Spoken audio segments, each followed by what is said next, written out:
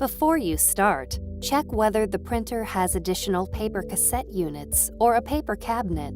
If it does, assemble them before you unbox the printer. If it doesn't, skip directly to the printer unboxing.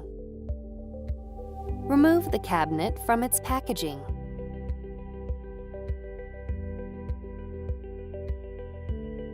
Make sure you have all of the included hardware shown here. Place the cabinet on a flat surface and pull down on the locks to secure the front casters. Attach the side stands to the cabinet using the included thumb screws.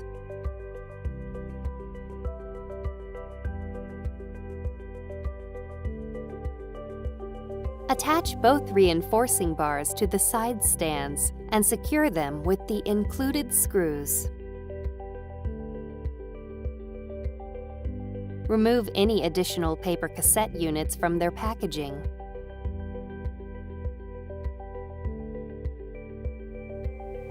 Make sure you have all of the included hardware shown here. Stack the cassette units on top of the paper cabinet. Pull out the cassettes and remove all of the packing materials.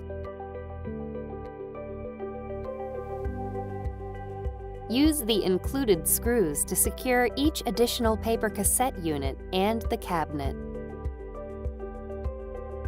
Insert the paper cassettes that you removed and place the correct sticker on each cassette unit to indicate the cassette number.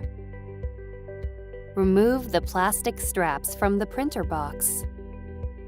Open the top of the printer box and set aside the output tray, ink packs, documentation, and power cable. Remove the foam packaging. Pull on the 4 plastic latches to remove them from the box. Lift the box off of the printer. Remove the plastic wrap and posts. Lift the printer and place it where you'll use it, or gently lower it onto any additional cassette units that you previously assembled. Make sure that 2 or more people lift the printer and that you use the handles shown here.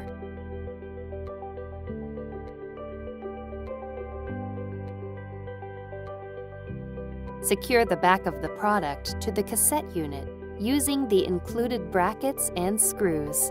Repeat this for the paper cabinet or any additional cassette units. Remove the tape from the outside of the product. Make sure to open the printer and remove the packing material around the print head. Attach the output tray. If your printer has a paper cabinet, attach the plastic cover to the cabinet.